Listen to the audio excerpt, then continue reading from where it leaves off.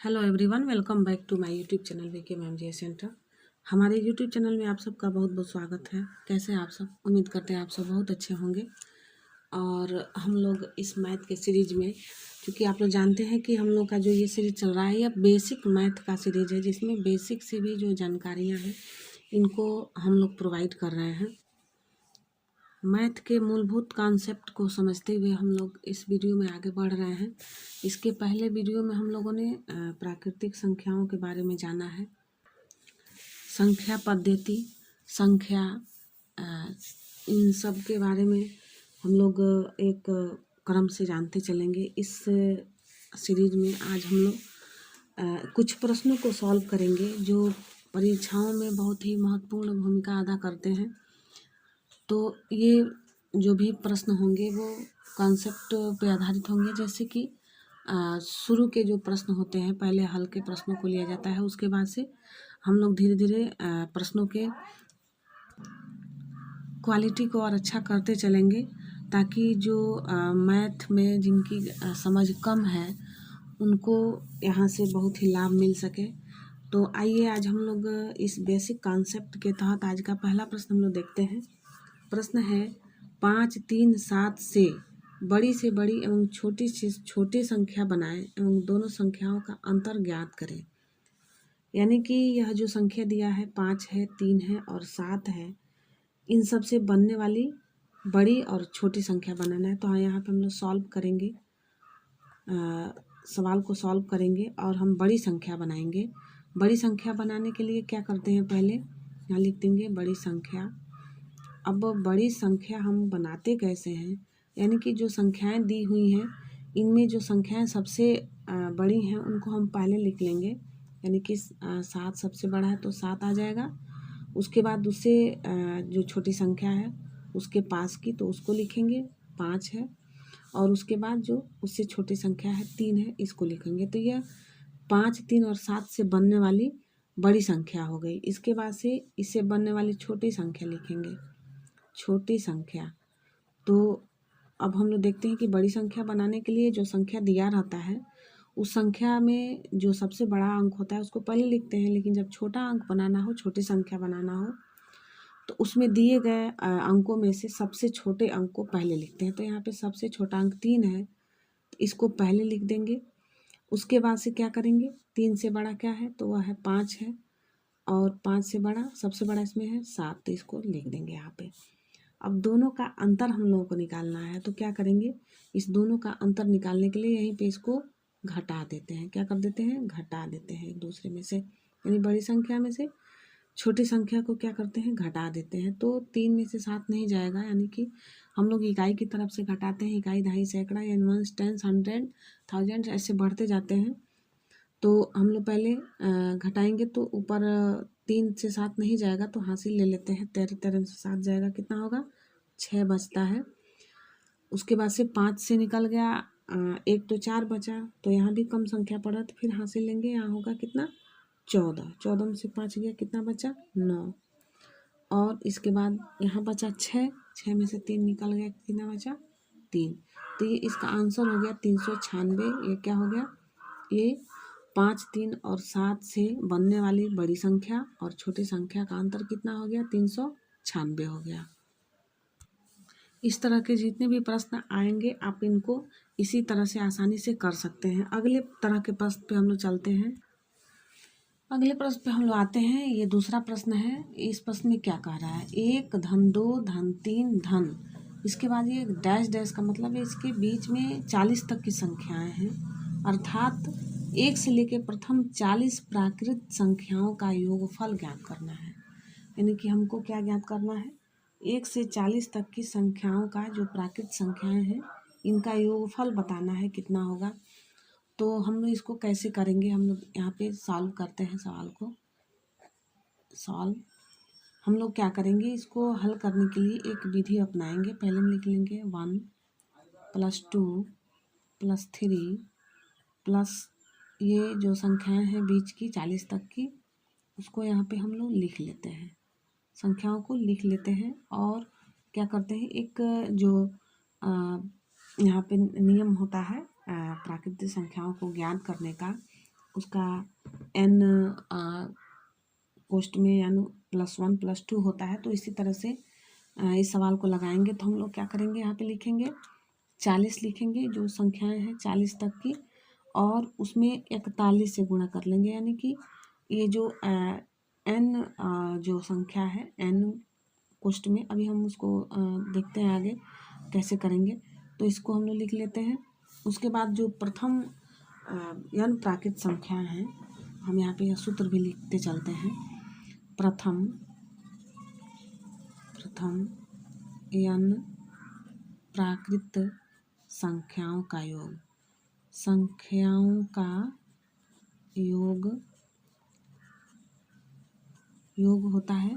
तो ये सूत्र हम बता रहे थे कि यहाँ क्या होता है कि ये n और कोष्ट में n +1 कोष्ट बंद बटा 2, और ये यहाँ पे ये बड़े से कोष्ट में इसको हम लोग बंद कर देते हैं। तो अब हम इसी आधार पे इस सवाल को हम हल करते हैं। तो देखते हैं कि जो यहाँ पे संख्या दिया हुआ है 40 × 41 बटा 2, तो हम क्या करेंगे, पहले इस 2 से 40 को काट लेते हैं, आसानी से कट जाएगा। 2 से 40 कट जाएगा 20 बार में, तो हो जाएगा 20 × 41। अब यहाँ पे आ जाएगा 20 × 41। अब इसमें 20 में 41 से गुणा जब करेंगे तो यहाँ पे हो जाएगा 820। ये इसका आंसर हो जाएगा। यानी कि 1 से लेकर 40 तक की जो भी प्राकृत संख्या है, इसका योगफल क्या होगा, तो वह हो जाएगा 820। इसी तरह का एक और प्रश्न हम लोग हल करते हैं। यह है 12 से 25 तक के प्राकृत संख्याओं का योगफल ज्ञात करें, यानी योग करें। 12 से 25 तक का करना है। इसमें जो पहला सवाल था उसमें 1 से 40 तक था, लेकिन इस सवाल में 12 से 25 तक की प्राकृत संख्याओं का योग ज्ञात करना है। तो उसी तरह से हम लोग फिर इस सवाल को लगाएंगे, यहाँ पे सॉल्व करेंगे और लिखेंगे। क्या लिखेंगे, पहले लिख देंगे जो संख्याएं हैं उसको हम लोग क्रमशः कुछ लिखते जाएंगे। 12 धन 13 धन 14, तो हम लोग बहुत ज़्यादा नहीं लिखे, इसको 10-10 करते जाएंगे। और यहाँ पे क्या करेंगे, फिर 25, यानी कि 25 तक की संख्याओं को जोड़ना है, प्राकृत संख्याओं को, तो लिख देंगे। उसके बाद हम लोग क्या करेंगे, यहाँ पे फिर जो इसकी संख्याएं हैं 1 2 3, जैसे मान लीजिए 1 है, +2 हो गया, +3 हो गया, प्लस, ऐसे ही वो 25 तक की संख्याएं हो जाएंगी। और इसको हम लोग क्या करेंगे, कोष्ठ में बंद कर लेंगे।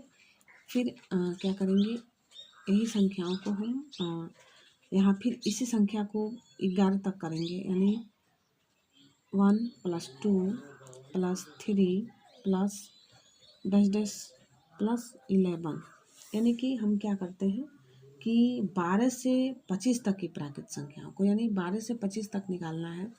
तो हम लोग 12 से 25 तक निकालने के लिए उसमें 1 से 11 तक की संख्याओं को घटा लेंगे, क्योंकि हम क्या करते हैं कि सीधी सीधी तरह से हम लोग जब सवाल को लगाते हैं तो हम लोग इस सूत्र के आधार पर जो भी संख्याएं हैं 1 से लेकर 25 तक की संख्याओं को जोड़ लेंगे, और उसके बाद से क्या करेंगे, 1 से 11 तक की संख्याओं को इधर जोड़ लेंगे, और 1 से 25 तक की संख्याओं में से 1 से 11 तक की संख्याओं को माइनस कर लेंगे। तो हम लोग इसको करते हैं, देखते हैं क्या होता है। बराबर करेंगे तो ये हो गया, संख्या कितनी हो गई, 25। ये 1 से लेके 25 तक की संख्याएं हो गई। 25 गुणे हम यहाँ पे 26 कर लेंगे, और बट्टा उसके क्या कर लेंगे, 2 कर लेंगे।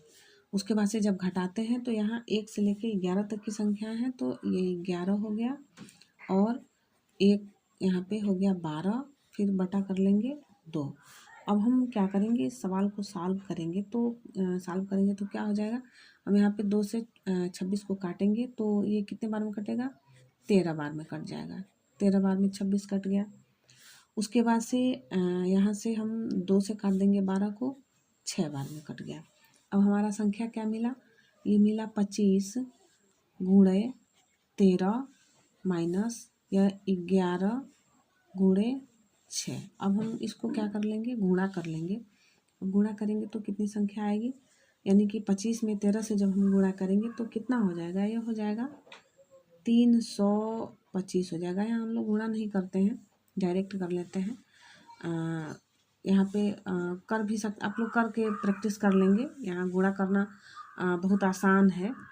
तो यहाँ पे 325 हो गया, 25 का पहाड़ा तेवरा पढ़ेंगे तो 325 हो जाएगा, और उसमें से घटा देंगे किसको, 11 में 6 से गुणा करेंगे तो ये हो जाएगा 66, इसको हम घटा देंगे। और जब हम 325 में से 66 को घटाएंगे तो ये बचेगा कितना, हासिल लेके घटाते जाएंगे। यहाँ 5 में से 6 गया, नहीं जाएगा तो हासिल ले लेंगे, तो यहाँ हो जाएगा 15, 15 से 6 गया 9। उसके बाद से यहाँ 2 में से 6 फिर नहीं जाएगा तो यहाँ हासिल ले लेंगे, और यहाँ 11 हो गया, 11 में से 6 हो गया तो यहाँ बचा 5। उसके बाद से यहाँ बचा 3 था तो 3 यहाँ से एक हासिल ले लिया गया है तो 2 बचा है, तो यहाँ पे 2 आ जाएगा। तो इसका आंसर कितना आ जा रहा है, 259। तो इसका आंसर हो जाएगा, यानी कि 12 से 25 तक की जो प्राकृत संख्याएं हैं इनका योग कितना हो जाएगा, तो 259 हो जाएगा। यहाँ पे बेसिक कॉन्सेप्ट पे आधारित एक प्रश्न और है। यहाँ ये प्रश्न है 687 के उत्तरवर्ती संख्या ज्ञात करें। उत्तरवर्ती का मतलब होता है अनुवर्ती। जैसे हम लोग बेसिक जब मैथ पढ़ते हैं तो उसमें पूर्ववर्ती और उत्तरवर्ती संख्याएं होती है, पूर्ववर्ती और अनुवर्ती। तो यहाँ पे अनुवर्ती को उत्तरवर्ती भी कहा जाता है। पूर्ववर्ती मतलब पहले की संख्या है, और अनुवर्ती का मतलब बाद की संख्या है। यानी कि किसी संख्या का, अगर इस संख्या का पूर्ववर्ती अगर बताना हो तो यहाँ से 687 में से एक जब संख्या कम होगी तो वो उसकी पूर्ववर्ती संख्या हो जाएगी। और जब उसका अनुवर्ती संख्या बताना होगा तो क्या होगा, इसमें एक संख्या जुड़ जाएगा। यानी इसके जो इकाई अंक हैं इनमें क्या होते हैं कि उत्तरवर्ती संख्या जब बनेगा तो उसमें एक अंक जुड़ जाएगा, इकाई में एक जुड़ जाएगा तो ये 8 हो जाएगा। तो यह 688 हो जाएगा। लेकिन जब इसका अनुवर्ती निकालना होगा, यानी इसका पूर्ववर्ती निकालना होगा, तो इसके लिए हम क्या करते हैं कि इसके इकाई में से एक अंक को घटा देते हैं। तो यानी 687 में से एक अंक को घटा दिया जाएगा तो वो क्या हो जाएगा, उसका पूर्ववर्ती हो जाएगा। तो पहले हम लोग अनुवर्ती करते हैं या उत्तरवर्ती सॉल्व करते हैं। सवाल को लिखते हैं 687 के उत्तरवर्ती संख्या क्या होगा, लिखेंगे 687 के मतलब इसके इकाई में एक अंक जोड़ देंगे तो क्या हो जाएगा, 7 1 8 हो जाएगा, 8 हो जाएगा, और ये 6 का 6 हो जाएगा। तो ये इसका आंसर हो गया। प्रथम 10 संख्याओं का योग पूछा जा रहा है इसमें। प्रथम 10 सम संख्याओं का योग, यानी या 1 से 20 तक में सम संख्याओं का योग। तो हम दोनों तरह से देख सकते हैं कि जो प्रथम 10 संख्याएं हैं, प्रथम 10 सम संख्या यानी 20 तक जब हम जाएंगे तो 10 ही संख्या मिलेगी सम संख्या, और 10 विषम संख्या मिलेगी। तो इस सवाल को हम लोग इस तरह से हल कर सकते हैं। यानी कि इसका जो कॉन्सेप्ट है वह है कि प्रथम 10 सम संख्याओं का योग या 1 से 20 तक के सम संख्याओं का योग ज्ञात करना था। तो इसमें हम लोगों ने इसको ज्ञात कर लिया। प्रथम 10 सम संख्याओं का योग गुणे 10 धन 1, यानी यहाँ पे हो गया 10 और 10 1 11। यहाँ पे हम लोग ये ध्यान रखेंगे कि यहाँ पे जो ये कॉन्सेप्ट है प्रथम जो ये कॉन्सेप्ट है यानी सम संख्याओं का योग जो है, इसी कॉन्सेप्ट पे ये सवाल आधारित है। n गुणे n प्लस 1, तो इसी आधार पे हम लोग इस सवाल को सॉल्व करते हैं। तो ये कॉन्सेप्ट को आप लोग ध्यान में रखेंगे। और आज हम लोगों ने 5 प्रश्नों को सॉल्व किया। उम्मीद है आप लोगों को वीडियो अच्छा लगा होगा। वीडियो अच्छा लगा हो तो हमारे चैनल को लाइक सब्सक्राइब कमेंट करिएगा। मिलते हैं हम लोग अगले वीडियो में ऐसे ही इंटरेस्टिंग प्रश्नों के साथ। Thanks for watching this video. जय हिंद, वंदे मातरम।